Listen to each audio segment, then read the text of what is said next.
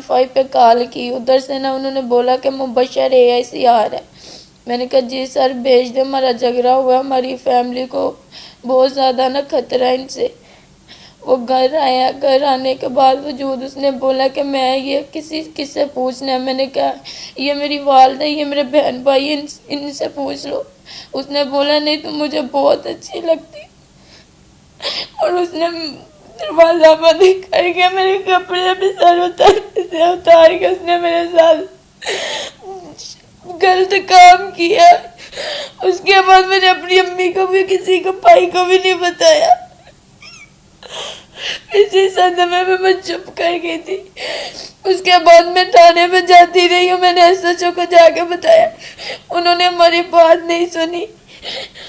جب میرے ہم DPO کے پاس گئے تو ادھر جا کے مبشر نے مجھے دھمکی دی تھی، میں نے تمہیں گولی مارنی ہے اگر میرے خلاف کوئی بھی بیان کیے، جو بولو گی میں تمہارے ساتھ ویسے ہی کروں گا، میں تمہارے ساتھ تعاون کروں گا، صحیح ہوگا، اور میرے خلاف کوئی بیان نہیں دے دے۔ میں ڈرتے ہوئے کہ اور ادھر بیان نہیں دیا، میں نے قرآن کی گالی دی، کہتا ادھر جا کے تم نے مجھے بھائی بولنا۔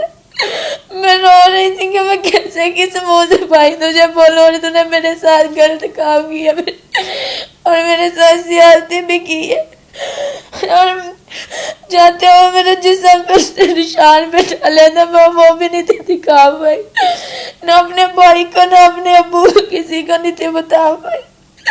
اور ادھر ہم بیٹھے ہوئے تھے، انہوں نے ہم سے پوچھا تو میں نے ان کو سارے بیان بتائے، لیکن ادھر DPO نے بول دیا کہ یہ بیان سارے ختم کر دو، تم میری بچی ہو، تجھے انصاف مل جائے گا۔ سر انہوں نے انصاف نہیں مجھے دیا۔